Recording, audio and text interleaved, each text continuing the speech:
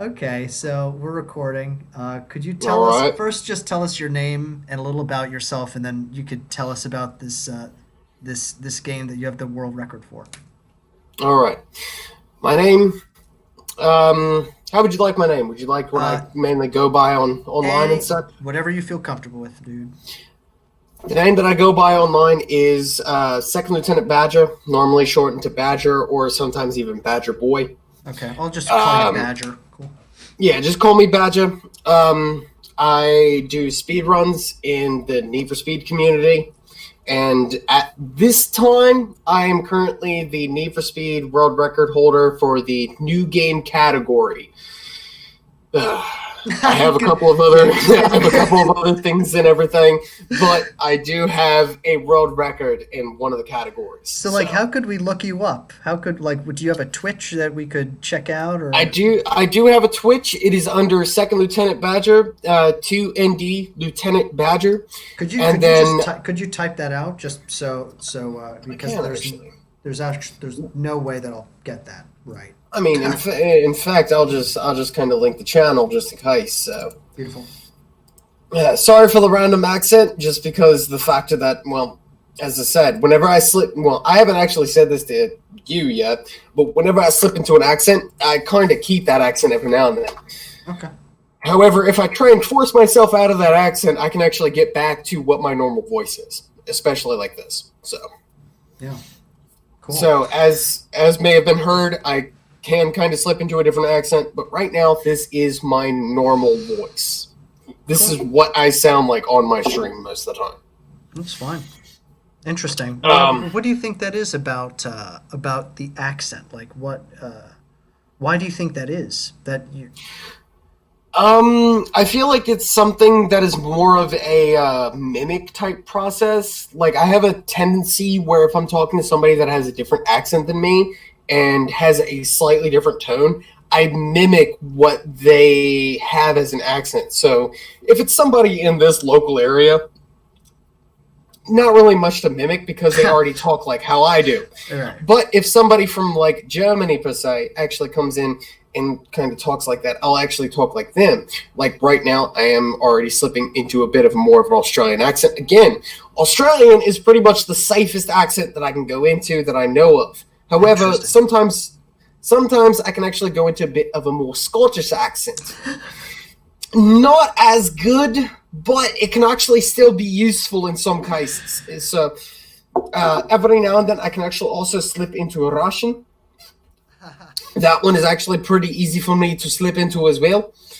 I just want to It's let you not. know that I'm a professional actor, and if you're interested in doing voice acting work, you should check out Actors Connection New York City. If you type that into Google, Yeah, you could easily get a job as a voice actor. I You needed might do any that. extra money. I know my girlfriend. She actually kind of is a bit of a voice actor herself too.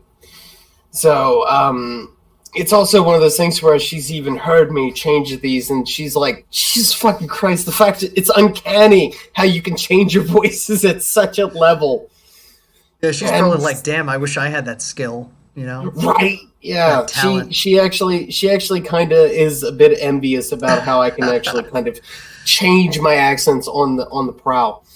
Um, However, when it comes to other accents, like as I said, when it comes to Australian, Scottish, or Russian, I can kind of slip into those real easy. But other accents, I would need a little bit more practice to kind of slip into. So it's a little bit different. So So, how do you like this Twitch streaming stuff? Does that like how does that make you feel? How'd you get into it? I got into Twitch streaming mainly because I was watching a bunch of my favorite speedrunners and such, and one of the ones that I watched a lot did a run on Need for Speed: The Run, released in 2011. I've played it ever since it came out. I enjoyed it a lot. Well, last year I decided why not speedrun it? it's a game that can take 3 hours. I know I can spend 3 hours in doing it. And I started speedrunning it. I started enjoying everything because I always enjoy the way that the gameplay is. I like a little bit of the story. The story feels the strongest out of all of the Need for Speed games that have been released and such. As for the Twitch streaming itself, it's a little bit different, especially when I have a community to talk to, because I talk to the Need for Speed Runs community, all of the other people that speed run the games and such, especially the same game. But yeah, it's a little bit different. It's a little bit different, especially considering I still have a bit of a daytime job since I work as a mechanic at a dealership, actually. Wow, dude. Yeah, so you got a lot of irons in the fire, I guess, huh? Yes, I do. I do have a lot of stuff that I need to do a lot. It's also recently, considering the way that the Need for Speed Runs community has been, we now have a volunteer group that is doing restreams for tournaments and such. We have commentators, and I have actually been pretty much be the lead decision maker on anything involving events on Need for Speed the Run. So if there's this community, the community is actually pretty big right now. In just the Discord alone, there is roughly about 150 people, probably 200 at this point, that are not involved in there. So it has a bit of a following. It's a bit of a cult following, but the people that do follow, they're very, very supportive. And if people actually beat records, it is actually really, really nice to see. So it's really nice to have a community that is very, very active and also very participant, to where if somebody does beat a record, they're very like, holy shit, that is awesome type stuff, rather than somebody being really angry about, hey, I was holding that record for a year and a half, you shouldn't have done that type stuff. No, they're actually very, very happy when somebody pulls out some new record or something, or when somebody's showing progress. So like this community, does it ever get together like physically? Like, do people end up coming to Ohio, or do you organize an event and go places, or is it all virtual? Or is it all? It is all virtual, from what I can tell, at least. I haven't been involved with it too much lately, but I've mainly been wanting to be involved. But from what I can tell, it's mainly been virtual. I know recently there was what was called the Need for Speed Athon, so NFS-athon, that recently did the game Need for Speed Carbon and did a online tournament for that. That tournament has now been completed, and now our tournament for Need for Speed The Run has now been pushed in, and we are now performing that. That is going to be happening sometime soon. We currently closed the signups. We now have scheduling happening, and we're going to be having runs happening on DOHC, so Doc Gaming. We're going to be having runs happening on his channel for all of those tournament runs. So like this kind of like remote community, this virtual community, like, yes. Is there any interest in wanting to bring people together to? There is a bit of an interest. I don't know if I could say that there's a interest in bringing everybody physical, especially considering what I've noticed that they are everywhere. I've noticed that I am actually one of the, as far as I know, I'm one of the only very active participants that is in the Northern American area. Everybody else that does this, there's one in South Africa, there's a bunch out in the UK, and then there's a couple out in Austria and Germany. We are very spread out, actually. Wow. And when we do races, it's one of those things where we kind of have to take into consideration, like if I'm doing a race with somebody out in Germany, my time zone might be at 8 o'clock at night, so 8 p.m. For them, it is 4 a.m. So it's a very spread out community, but we still ag each other on to keep going and still talk to each other as much as we can. Hmm. Do you think that you feel like more of a sense of community with those people than you do with people like physically like around you in Ohio? Um, Physically in Ohio, it's a little bit of an that is a bit of an interesting thing Yeah. considering most of the time when I go out, I'm normally only going to work and working around my coworkers and my other friends and such. When it comes to the Need for Speed community, it is actually a really good place to talk to. Everybody's actually very, very friendly. I know I personally do already have a group of friends. Most of them are based farther up north in the States and such. But when it comes to the Need for Speed community, they're still quite friendly and very supportive to anybody even showing interest into doing speed running for these games. Hmm.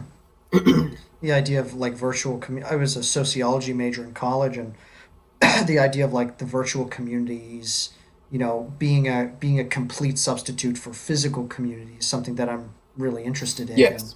I Yes. wonder like, you know, like I see you see a lot of like social media and Yeah. how toxic a lot of social media is versus Yes. right like versus the virtual community that you have, which is kind of smaller, Yes. 150 to 200 people that are all very friendly, right? Yes. Like do you think do you like and I'm looking at the model of like that virtual community you're talking about as kind of a great possible substitute for how social media could be, you know? What do It you think? can be. It can be. However, social media can be the personal aspect that I have on that is Hmm.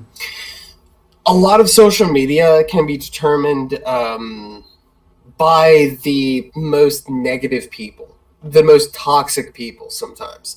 Those that can bring out the worst in people will bring out the worst in people.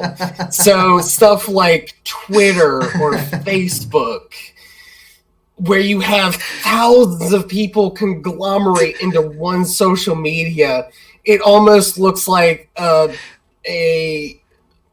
I mean, the best example that I can have in personal experience, it looks like a game of Call of Duty on Xbox 360.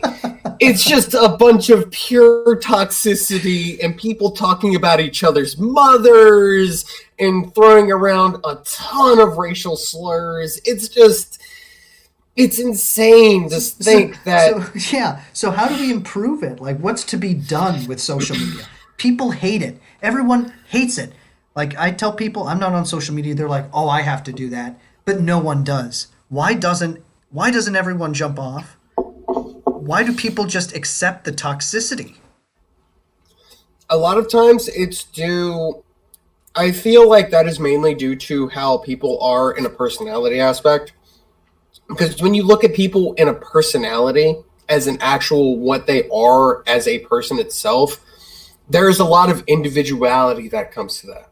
So, hang on, I'm chewing a cherry right now. No, you're good. You're good. Um, To get some water, actually. so the way that I've always thought about that is when it comes to sociology and stuff. Sociology can also kind of tie into somebody itself because some people. There have been times to where one person can cause hundreds of people to think in a similar aspect. It's happened thousands of times across history, and it will happen thousands of more times across our history into the future. But when it comes to certain communities and such, there are some communities to where the people that bring out the best in people are those that are actually good-willed, humble, and very ideological, and also understanding of people that have the same passion in something that they have a passion in.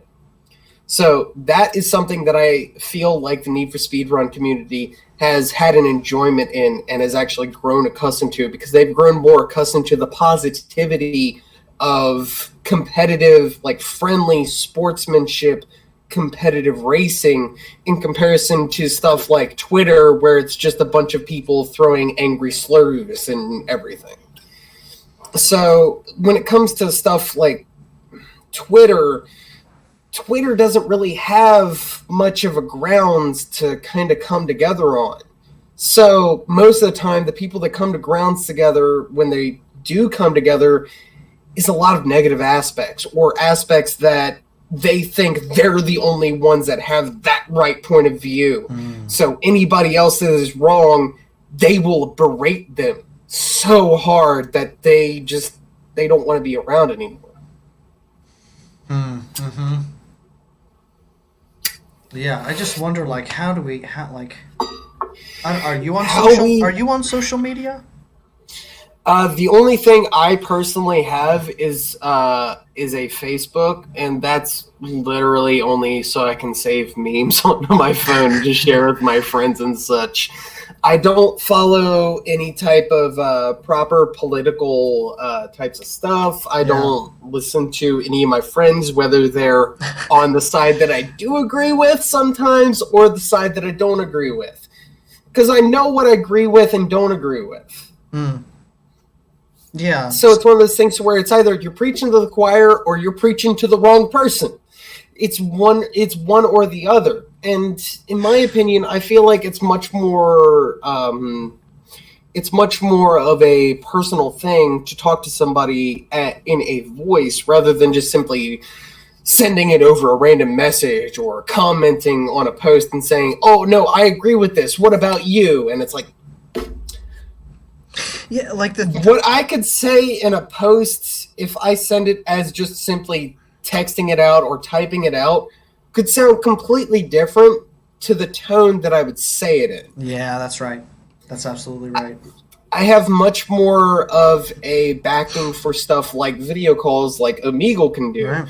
or and such. So I have much more of a backing for, even if you're not in a physical room together, if you're still talking to each other and you can hear the tone that their voice is in, that automatically changes drastically. It also is important, like if there's like a miscommunication right off the bat, you can correct it. You can realize that there's like something that you didn't mean to say, or you said it in the wrong way, and Yes. you can clarify and just kind of rephrase your thought in a way that is more clear than like if Yes. you're typing something down and then like at least on Facebook, like I mean, I got rid of it a while ago. I kind of go back on and off because I like want to just check to see how people are doing, or I want to get a picture or something, right? Like you were saying, like a meme. Yes. But like there's no way to actually have like a substantive intellectual conversation on Facebook anymore, because people just say, no, you're wrong. No, this is the way that it is. Like, no, you're not educated on this. You haven't seen this. Blah blah blah blah blah. Yes, and what's even worse about that is it's through texting. It's not through proper video calls or anything. You're not actually having a proper conversation. You might be at work at the time and you can't get back to you might not be able to rebuttal that for another hour or two, depending on how busy you might be at work. So like how do you stay up? Because a lot of people say, oh no, like I have to have social media because I have to stay up on the I need to be informed and stuff. So for you, like what do you think of that? Do you care about that? And like also like where do you get your info? Personally, I don't really care for actually social media in general. I look through majority of the internet through if I want to know something, if I want to have the knowledge of something, if I'm interested in a certain aspect, I will look it up, and I will look through fucking dozens of, like, if it's something news related, I'll look through dozens of news articles and kind of formulate my opinion on that. And even then, I don't like sharing my opinion on that because some people might shut it down, and then I'll be like, what the fuck? I'm just sharing what I believed of this, and you're saying that it's just completely fucking wrong and that you're in the right. To me, social media is literally a thing that it's disguised as something to keep people together, but I feel like the miscommunication tears it apart more. So whenever I get my information, I always try and look it up if it's information that I'm interested in, if it's something that I want to learn more about. If it's something that I don't have any care about, I know somebody else will care about it.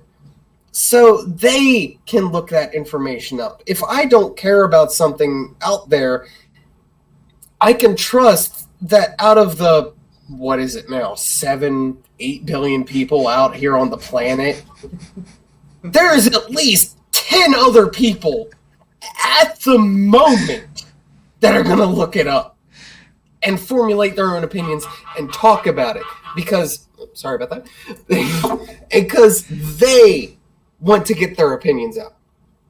Me, the only reason I use social media is, as I said, it's just so I can get stuff to kind of bring my friends in better spirits, have them laugh at something, have them enjoy something. If we want to have a discussion about something, we sit in our Discord and just talk and just simply kind of bring it out because then we can understand each other.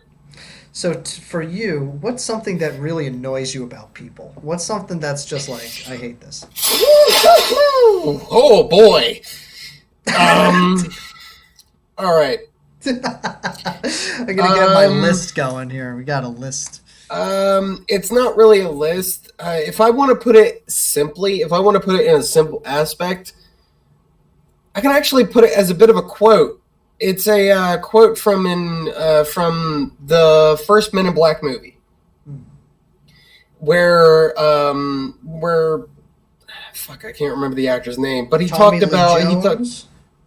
Robbie Lee Jones. He was talking to Will Smith about how people, like a person, can be smart, intellectual, fucking fantastic. People can be dumb, blind, and panicky. They can be chaotic. Because when you get everybody into a group, everybody centers on the one person's voice that's the loudest. And if they're not exactly the best person to listen to advice to, and everybody listens to them, all of a sudden a huge group of people just sound like they're misinformed. You know, I gotta ask you, because this is leading right to this is leading right to good old Trump. You know, or I don't know, but I don't know if that's, you know, I would say a lot of people would equate what you're saying with that, but you know, what do you think? What do you think? Elaboration, like, what do you think on Trump, or what do I think on people's opinions of him? So you were saying that like regardless of whether or not you agree with Trump or not, right? Like, he is a loud voice in the room. He is a loud voice in the room, yes. Right, and so like, yeah. But my personal opinion on that is every president is the loud voice in the room because they have the title to back that up. So it doesn't matter if you're Bill Clinton. It doesn't matter if you're Bush Sr., Bush Jr., Barack, fucking Trump. It doesn't matter who you are. You are the voice in the room. Well, you are. Like, I'm thinking like Jimmy Carter, right? So like, yes. Like Jimmy Carter wasn't really a loud voice, but he was, like, the country wanted something. Like, Richard Nixon was resigned, you know, he was ashamed, and there was like this, you know, this feeling of like, we can't trust the government. And so like, people actually elevated Carter because he was like this peanut farmer from Georgia, and he was, you know, uncorrupt, you know. Yes. And so they elevated that voice. So I wonder, like, thinking about it, like, do you think that it's Trump's voice that was the loudest in the room, or do you think that people wanted to elevate Trump's voice because it would say something? It would make a stance. I feel like Given the choice in that point, I would say it was more of the people wanted to elevate that voice. Because there was a lot of people that did not agree with what Barack Obama was doing during his campaigns. There was a lot of people, and I can say it like this, as somebody who doesn't really trust the government, but yeah, but I also am not really opposed to what they do because in the grand scheme of things, what is a better option? Honestly. You have to have people like making the Right? traffic Yeah. lights work. You need to have Yeah. police to. And here's the one thing is the factor of this also kind of goes into the factor of the anarchy and everything. No government. What I believe with anarchy is one of those types of things to where if anarchy is established, if a government is toppled and anarchy comes into play, anarchy is only in play for 2, maybe 3 weeks, because then people want to hear from a proper leader. People want to hear from somebody that has a voice and good leadership. Anarchy only lasts until someone can lead. And once somebody leads, that becomes a government. It doesn't matter if it becomes socialist. It doesn't matter if it becomes another capitalism, a communism, anything. Anarchy leads into another government. The fear of anarchy is the factor of nobody knows what that government will go into because we don't know what voice will step up. Mm-hmm. So it's one of those things to where I believe a leader's power is built up by the people that support him. A leader's power is only as powerful as the people that support that person. You cannot be powerful Alone by yourself as a human if nobody else follows you, if nobody else listens. Absolutely. Then you just simply become, I mean, the way that I can put it in this person, you simply become the random homeless guy at the edge of a street chanting random things because nobody wants to listen to you. If people listen to you, you can be built up because then you're getting the power from those people. The people that are built up from that, when they forget that the way they got that power was the people that brought them up, that's when they can be toppled very easily because they believe they got the power themselves. When in reality, hundreds of millions of people are the ones that allowed them to have that voice. Yeah, absolutely. I think we see that the power of grassroots movements this past decade, right? You had the Occupy Wall Street movement that started it. Yes. No leader, really no leader. So that No kind of leader. tapered out. But then Yes. then you got the Black Lives Matter movement, no real kind of actual figurehead of that either. But then Bernie Sanders came along and he kind of almost was like the unofficial leader of the Occupy Wall Street movement, and then Trump. Exactly. You know, and then Trump came up, and everybody that did not agree with the Black Lives Matter movement, because the one thing that I can tell with the people that don't agree with the Black Lives Matter movement, they're not looking at it into detail. The Black Lives Matter movement, at least in my personal opinion, is the factor that you are caring about everybody. Everybody should get a chance. But the ones that should get the chance first are the ones that have been held down the most. That's right. Over time. See, that's well said. That's really well said. The ones that have been fucking held down the entire time, they should get a first chance. And they might fail. They might swing and miss. But at least it provides the opportunity first to them. Right. Absolutely. And it's just one of those things to where everybody is the same race. Everybody is human. We may be different colors, but that just means we're made in different continents of the planet itself. We're just made in different areas. We have different types of genetics.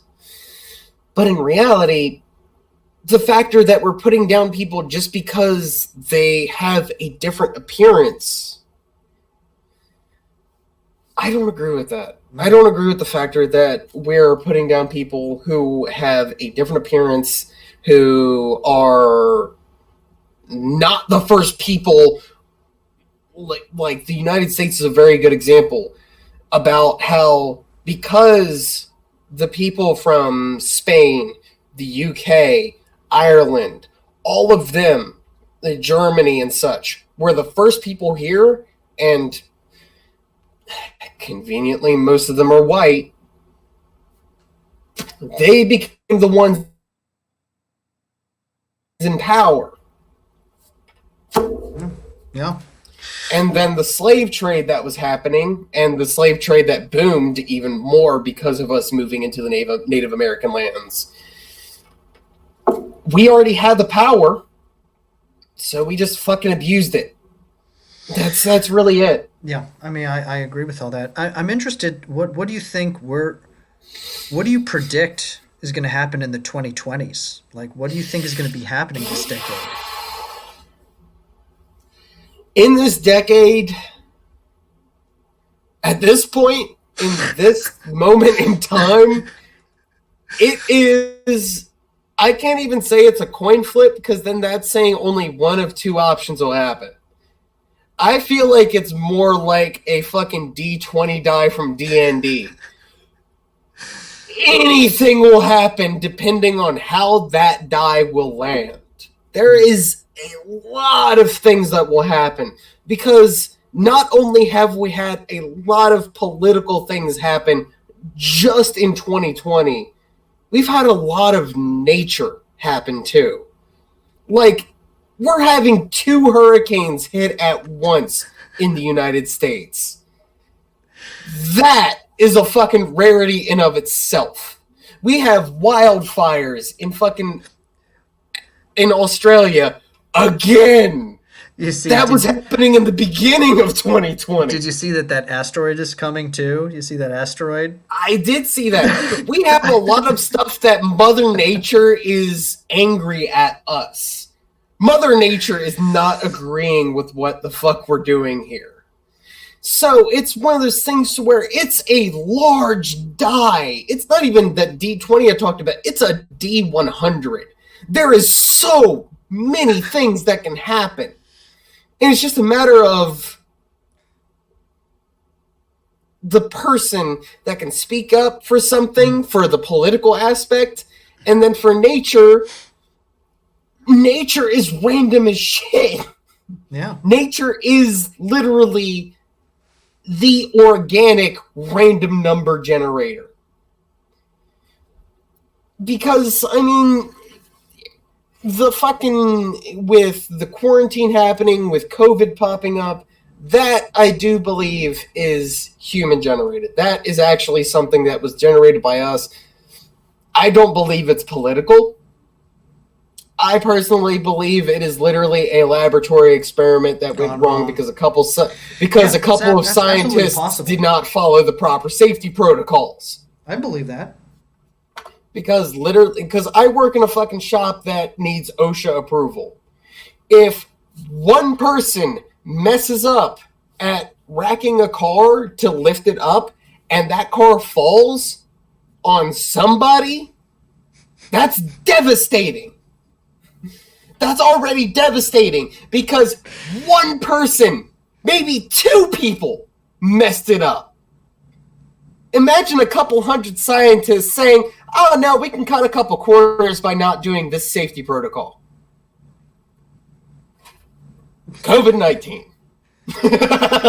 Yeah. That's how we got this. That is truly how I believe this, because somebody or a large group of people said, this safety protocol doesn't need to be done. We don't need to be doing this. We'll be fine. And then it pops up. A fucking scientist one day just is, I don't need to wear the safety gloves at this time. Doesn't wash his hands when he leaves work. Comes home to his place in, I don't know. It originated in China, didn't it? In Hong Kong and such. Yeah, Wuhan. Comes home to his place, or even worse, goes to a grocery store in order to buy all of his groceries and spreads it. Well, let me ask you, because what do you think? What do you want to see happen in the next 10 years? Maybe, like, where do you want the country to go? What?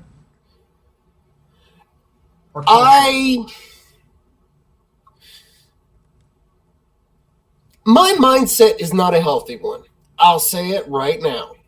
That's okay. My mindset's not healthy because the factor that I believe, when looking at the way history is and such, like when I say history, I mean stuff from thousands of years into the past. The times that nations prosper, most of the time, 9 out of 10 times, is during war, sadly enough. It is sad. It is terrible. Because war kills innocent people. It kills people that shouldn't be there. But I feel like, sadly enough, for the way that we are, a war might be the best possibility, because when you look at the way war is, yes, innocent people die, but it brings a nation together more than anything else does. That is the strangest thing about our sociology. War somehow brings everybody together. And it's fucking ludicrous about the factor that the death of human lives, the death of people that we love, that we like, brings everybody else together. Despite the factor that we are the ones causing it. And it's, as I said. Well, see, this is like, I'm thinking about this argument, right? Because it's, right. Well, you look at World War II, yes, and you see how everyone kind of came together. You know, like all the, yes. I mean, at that time, all the men went off to war, all the women kind of went to the factories, and production yes. went up, and it was all of the children were spreading the newspapers and such, or even working in the factories themselves. Now, see, the thing is that, like, I think this is a really interesting argument. You're the only person that has really talked about this, and I'm really glad that you have, because it's something to think about. I think I don't know if it's about a war per se. I think it's if people find a common enemy and use that as a motivating factor to keep your eye on it. That's the thing, right? Like, do you agree with that? That is what I agree with. So people need a common enemy. See now, this is the thing. Is that in the past, the common enemy has always been a person. Yes. Or a people, like, for the Third Reich, it was the Jews. For America, the Third Reich, for America, it was Nazi Germany, right? But yes. like, what if we make the common enemy hatred? What if we actually make the idea of hatred the common enemy? That becomes a bit of an issue, because that becomes ideology. Yeah, how do you make that concrete, right? That is the issue, because when you get into ideology, you get into personality. And everybody is different in their views of evil. Like, there are some people that view fucking pedophilia the root of all evil. I myself can kind of agree with that. And then there are some people that believe it is completely natural. And it becomes a really weird thing, because then there is not a clear enemy. Right. I think I understand that. I think I think that's a good argument. I think that's a good argument against what I'm saying. But I Yeah. think that if you look at the basic principles of just not being hateful, right? Being kind, right? Like Yes. it's a like Having a common courtesy for people that is outside of you like a in mutual general. respect. Like if we could, but Yes. how do we Yes. but how do you get to that? Like, you can't legislate that. That's the problem. Is that you cannot legislate it, Yes. you know? That Because is if you something legislate that it, then it's very dangerous. Yeah, that is something that the government cannot touch because then it Right. becomes very personal. Right. People will find it disrespectful because then even if it's something that is toward their beliefs, they might see it as against their beliefs, even though it is working toward a common interest. Because it limits a person's freedom, and I think Yes. freedom to think about things in different ways, which is important. It's important to be free to think about things in different ways, and also to Yes. to act on it, because that diversity is very important. If we're learning anything these days, it's that diversity of thought comes from freedom. So I think that's Yes. right. Yes, it does. Yeah, this is interesting. I'm gonna have It to becomes rewatch. I'm gonna rewatch this video like once or twice because yeah, because it this is becomes something. It's important. it becomes a very, very weird tightrope walk because it becomes a moral gray area. And when you get into that, there is no known enemy to go against. There's no common enemy that you can fight against because you Ah, might be you oh, might be with somebody I have an idea. that Okay. Oh yeah. So my go with your idea idea is first. yeah. So my idea is that everyone does have that enemy in themselves. Hatred Yes. is in all of us. So it's Yes. not. Is so it's really like There it's like making. How do we open up people's minds to the idea that the wars that the common enemy that we need to actually identify is our our own hateful selves. that becomes a very difficult task at that point because then you sometimes there's those times where you have to pinpoint a person and their hatred, what their hatred is rooted from, because then you have to take it from the root because everybody's hatred has a different root. Like my hatred, little bit personal, but my hatred could be different to somebody else's hatred. Somebody else's hatred could be from they may have lost a family to something else that I have never heard of. Their hatred could be completely different to my hatred. Or my hatred could be completely different to this person's hatred who is in a corporation of like an insurance company that completely denied something that they could have actually lived from, but they became homeless in or something. There Mm-hmm. is a lot of, when you get into that point, I feel it gets very personal in a lot of people. And the thing is, some people don't like being personal. The way that people are raised in their home lives and such, their childhoods, their teenage lives, and even into their adult lives,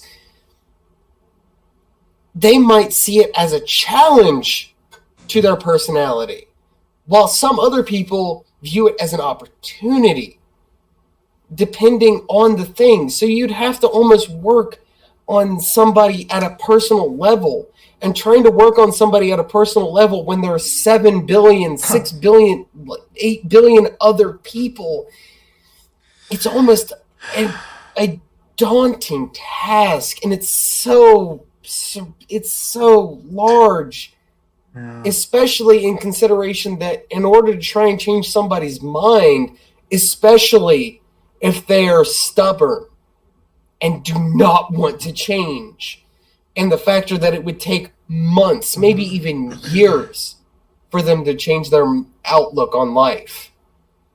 on one person to try and change 8 billion people at that point, it would take millions of years if you work at it one at a time. Even if you had a group of thousands to millions of people that decided to do that, it would still take thousands of years to work on that. Yeah, there's so much. It's There's so much it's to such like what you're talking about is. I mean, there's so many things to talk about. Like I there think is. It is a think very, very large subject. I also really appreciate like how big you're thinking because I think I'm missing people like that in my life right now, and it's really fun. It's really nice to talk. It's really nice to talk to you. You know, you're a big I thinker. Like you're a yeah. You know, and Yeah. in terms of the idea of identifying a person, an individual person, and their own hatred, and how it could be different from someone else's. I think there are some people. I think there are some people who, instead of pointing at people who are doing wrong as Okay. testaments, I think maybe flipping the coin and saying who are the people who are the role models that we could act more like, like who are the people in our societies that are more aware, more mindful, more loving, not in a and I'm not saying like tree huggy way, but like in Yeah, a in a yeah, yeah. And I proactively loving understand way, it. I think that could be a possible way to, and I, It I, could I be, and I but agree. I just want to just finish this thought is that I think that it's true that it will take forever to go one by one, but yes. but and Yeah. and and I and but I think that really the only people who can identify hatred are like we can only really identify hatred in ourselves and want to change. So Yes. I think that I think it's possible if we just revamp our education system in a way that prioritizes emotional intelligence, right? Like That and would conversation and empathy. actually that actually would kind of work, but trying to get it off the ground in such a society at this Mm, point, trying to get it off the ground where our our society at this point when it comes to education at this moment is extremely outdated. right. It is Yeah. Standardized outdated. testing is still like the standard. Like, Yes, standardized testing has been a thing since the 40s, 50s, 60s. And it's been like that for almost 80 years. And the factor that such a thing is still there, such an outdated education system is still implemented to teach our generations, future generations, still. Because even after this virus, even after the quarantine, even when schools are going virtual only to where they have to go through Zoom calls or even in some cases Discord calls and such, even then you have to also note the factor of where those kids, where those generations are learning their basic sociology from, where yes, they're learning some education in school, but they're also learning from their parents. They're learning from the mm, people that are surrounded by them. mm-hmm. And their parents are teaching them stuff that is also outdated. They're not teaching them to be experimental. They're not teaching them to think outside of a box and to think for themselves at the right age. And what's even worse about the right age is there could be some kids that can think for themselves at the age of 5 to where they can take in everything you give them about the way society is, about the way the economics are. And then there are some people to where they could be 35 years old and they still won't budge from what they've learned.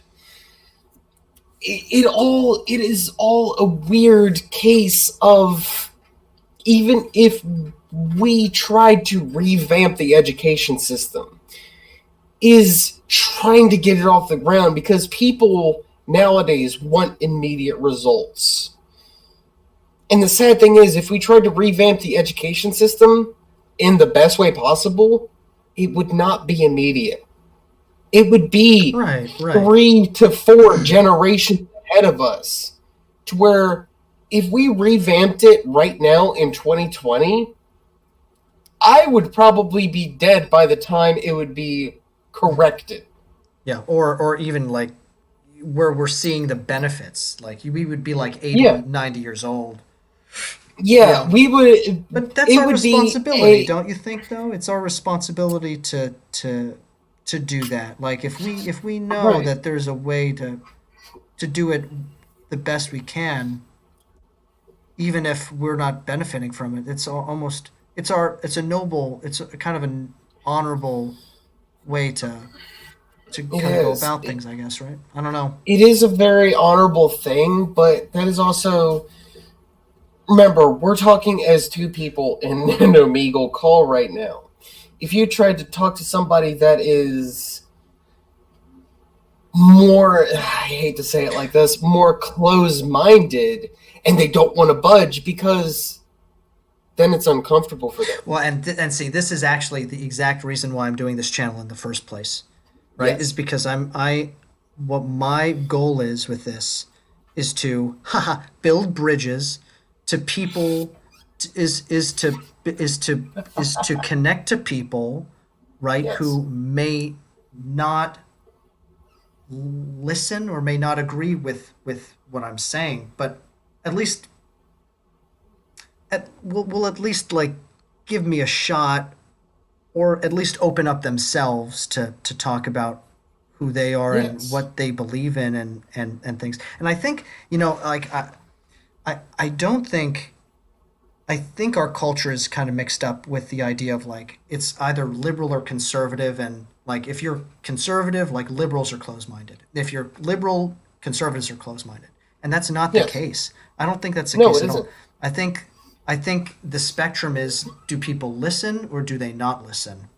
Yes. And it's our responsibility, I think, to reach out to people who are not in our social circles, Right. and to bring the stuff up. and Right. and and, And and we and I think that little by little, if we do a little every day, then what that does is it builds empathy. It actually builds trust. Because yes. like, when was the last time I mean, I've talked to, you will be stranger number 67 Yes. and on my channel, and like Okay. I haven't really had like, I've had maybe like 4 conversations like this, but like this conversation gives me hope, because you I mean, the reason that we're talking is because you care, I do care. right? I genuinely care for how our our race is kind of going about everything. I genuinely care with how the socioeconomical outlook is on everything. I genuinely care. But the problem that I also have is the factor that I don't have. It's not really the factor of I don't have enough information. It's more of information overload. Because, I mean, Mm. there's also the factor of mentality that you have to take into a person as well. Like, I personally have been said to have had pretty deep rooted anxiety issues. I also have PTSD, but that's due to personal past experiences. So that has nothing to do with this. That is more due to relationships and such that I have towards partners and such. I think that it may influence it though, right? Because like I think that if people I think that if people go through, I think that everyone goes through trauma, right? Like, Yes. and and I and I think that the working through that trauma, um, and acknowledgement of it is part of the grieving process to learn how to trust again, you know? Yes, and that is why I bring up my trauma every now Yeah. and then. I'll bring it up to my parents occasionally just so I can keep that there, so I can understand more of what my mindset may have been back in the past. That way, I talk to my friends so they understand the things that I've gone through. And they'll talk to me about the stuff that they've gone through so we can have the understanding of each other. Like, I'm gonna, It's okay. I'm gonna bring up something a little bit personal, but Yeah. it's also the factor. But it's not too personal. It's something that a percentile of people can understand. Not everybody has had to scrub the brains of one of their friends off of their apartment walls after they've committed suicide. Not everybody has had to smell the curdled blood of their friends after they've given up. But people go through trauma differently. People go through that type of stuff. Like I processed that differently than my two other friends that had to help me clean up that mess that I mentioned. And it's all in a matter of personality. It's all in a matter of a person itself because of the way they process it. The way they process it is determined by how they've been grown up. Some people freeze completely at the sight of coagulated blood. And yet some people, I'm one of those people, immediately say, we already know what happened. We need to clean this up because everything's already been taken. His body is currently being molded to be put away into a proper casket so they can put him into the ground for rest. We need to clean this up so it's not a travesty for anybody else that ever moves into this apartment, or it's not a constant reminder to where every time you walk in this room, you see the brain splatter on that wall. You don't see that. You want to get rid of that because you don't want to have the constant reminder of such a dark event. You see, I've already had several friends die in multitudes of ways. Like, I've had classmates. I've had one classmate to where she was driving away from a party, accidentally ran into a police officer, and the police officer knelt down on the hood and fired 5 shots into her chest. I've had friends overdose on muscle relaxers because they were used to things that got them up higher through speed rather than relaxing them. So there's this weird thing of molding a person because of the trauma they go through. It's hard to talk about sometimes, but some days it needs to come out because otherwise it becomes a deep-rooted thing that can mold their personality into something that can become hatred. Mm. Mm. Mm-hmm. And it's a very, very awkward thing because, as I said, nobody has gone through the stuff that I have gone through. Now, if there are people that have gone through worse, like, I mean, look at the fucking Vietnam veterans. Some of the veterans in Vietnam watched 5 of their friends get immediately wiped out in an ambush.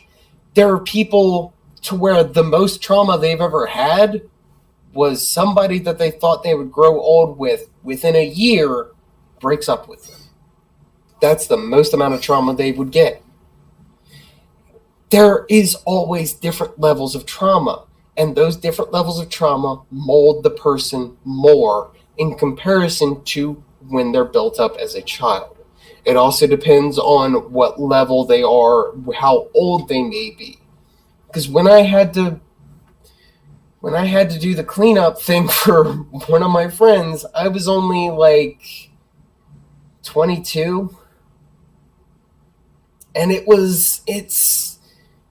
still haunts me every now and then to smell that. Every now and then, that smell of blood that pops up. It's so potent, and it has a very distinct iron to it. It's not like a typical type of iron, like an iron gate in front of a house. No, it's very different. It's smell that you don't want to smell. It's something that if you enter a house and you smell that, something bad happened. There is never anything good out of that smell.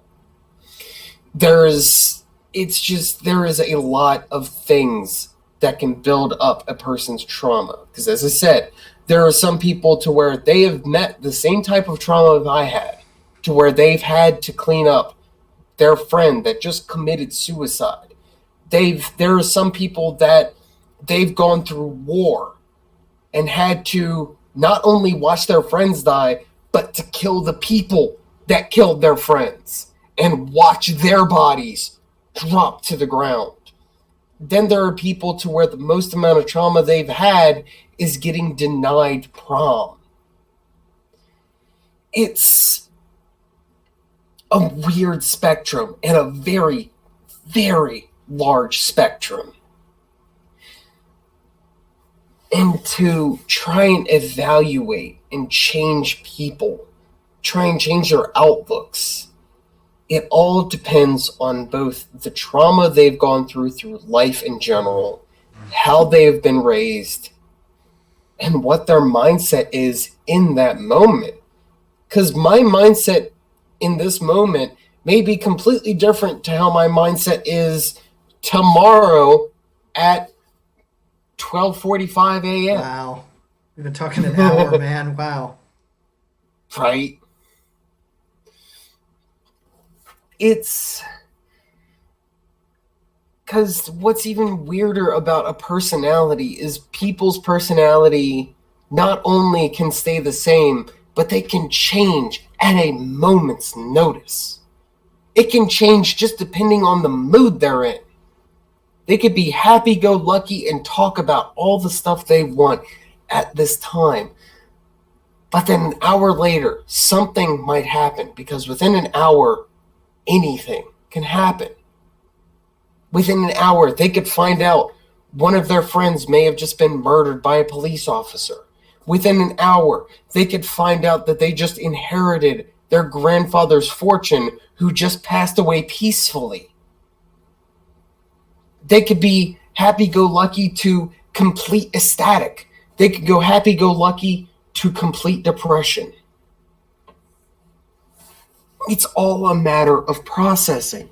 It's all a matter of the childhood and teenage lives that they've gone through, the trauma that they may have gone through throughout all of their life at that point, to literally an in moment's notice of when you ask them a certain question. Because you may ask them a question 2 hours ago, and they'll give you an answer. 2 hours later, you can ask them the same exact changed at that point, and will give you a completely different answer. Everything in nature is randomly generated. Oh, I think that I think that a way forward, you know, is I mean, looking at you and hearing you, listening to how vulnerable, like, thank you for sharing that. Like, that's, honestly, your story is a gift, actually, like, think of it Yes. that way, like, now people will hear your story, and people will see, look, this is a good guy, and vulnerability is a strength. It is a And strength. It actually is, because if you get rid of that vulnerability, if you tell people your heart, if you tell people the things that you feel the most weakness in, that can give you strength, because all of a sudden that weight is lifted off. You're yeah, not trying to hide it. You're and not that's trying to hold it. and I think you're right, and I think that is the antidote to hatred. I think you got it. I think you got it. Really, right? It would be a way, but it's also trying to convince people Well, I to mean, I mean, this is do the thing that. is that we can't convince anyone of doing anything, right? Like Right. it's up to Yeah. a person to choose to be aware, and with that awareness comes the choice of being vulnerable, Right. and Eh, and and that's why I don't think that you can legislate it, but I think we can talk about it. I think we can try to change the culture, which is exactly what you're doing right now. It's exactly what I'm doing, and yes. trying to open these stories up to other people to hear your Yes. story. You matter. People Yes. people forget that they matter. People fucking Right. forget it. and and Badger, I don't know your name, but it almost doesn't matter because you're more than a name. You are you, and Yes. you are more than any label. It doesn't matter what the label is. You're you, Right. and Yeah. I thank you. I thank you. And You're it's one of fucking those great. things, You're great. and it's one of those things to where, just remember, I am a simple automotive technician in a dealership that speed runs video games. Dude, I like That's what I do. when you were talking. I've been reading this book, A New Earth. Yeah. I'd really recommend that you check it out. And Yeah. I don't know if you like to read, but it's really it talks The about things similar to this. I don't know if you're do a I big have the reader. do I have the book near me? Because I don't read often, but there is one book that I have read, and it's based off of a based off of a the perception of a German soldier in World War One, and I think it's what was it? It was I can't remember what the book's name is. I can't remember where the book is itself, but it is one of my favorite reads because it shows what a single person was thinking on a side of a war in World War One, not two, one. Mm. And it is one of my favorite reads because in the United States, Germany has always been cited as the bad guy when it comes to wars. But what's even funnier is if you look in the history books for a lot of things, especially if you look in the history books for Germany, they don't discount the stuff that they've done, but they tell the reasons. They tell all the stuff on why it was done, why they believed at the time it was correct, and why right now it was definitely not correct. They genuinely discuss that. And it's one of those things to where when you realize the factor that in World War II, with Nazi Germany and such, that a majority of the soldiers didn't actually understand the grand scheme of things. A majority of the soldiers were legitimately simply following orders. And the ones that would have to do the large ass atrocities resigned the day after. And if they resigned, they were damn near put to death or put to prison for life. And they knew the consequences and still said, I would rather spend life in prison than to commit them again. There are still good people out there all over the entire world, even if it's in an empire that is considered the most evil of evil.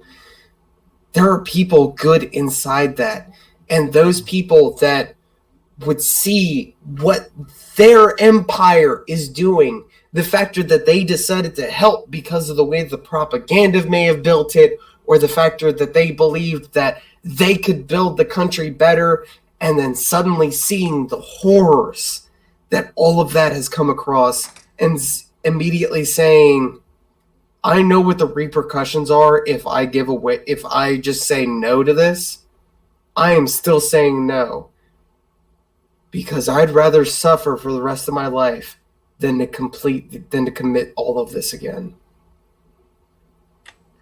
Do you remember that right there? Do you remember the name? Do you remember the name of the book? It's Could you type? something. Do you type it out, or the author, or anything? Because that The sounds like problem a is I can't great. remember the author. It's not Song of Steel. It's something of Steel. It's as I said, it's a author's the author himself was a German soldier during World War One, and he was recounting all of the moments that he could remember properly. Whether it was the most boring of moments where they're just sitting in the trenches wondering if the British are going to be coming across no man's land, while boring yet tense. There could also be the moments where they were just simply going around towns trying to find places to sleep and just kind of going about and just kind of talking about stuff. Like, it's a really interesting read because it gives into the perspective of a soldier that is in an army that was said to be evil. And then you read it and you're like, they're just like us. He's a human. Yeah, exactly. He's a human being. They are literally just like us. They are suffering the same thing that we are suffering through. And it's Well, it's been an this has been a good hour-long talk, and it has been a long talk, and I genuinely really need to go get some sleep. Yeah. I need to wake up at like 6 o'clock in the morning, and it's 8 o'clock for me. Well, this was really like soul affirming and really great, and please make sure to subscribe to the channel. And I already did it before we even started Really? talking, mate. and Already did it. and if you want to keep in touch and do another one of these videos, email Honestly, me. doing these types of videos to where we kind of touch up on some subjects would actually be probably really nice. Dude, I would love this. And you know what I would love to do actually too? Yeah, if you could email me there, and I want to try to get like my favorite strangers together on a Zoom call and like just talk about stuff, you know? I mean, that would actually be pretty interesting. I think I'd be genuinely down to be doing something like that. You know, that's what this building bridges is all about. You know, it's like Yeah. connecting people from all around the world to talk about cool stuff and themselves and their own self-development and how they're, Right. improving themselves. And anyway, so have a good night, Badger. I'll All right, man. All right, Bridges. yeah, dude. Cheers. Cheers, mate. All right, man. Take care. You too, mate. Good man.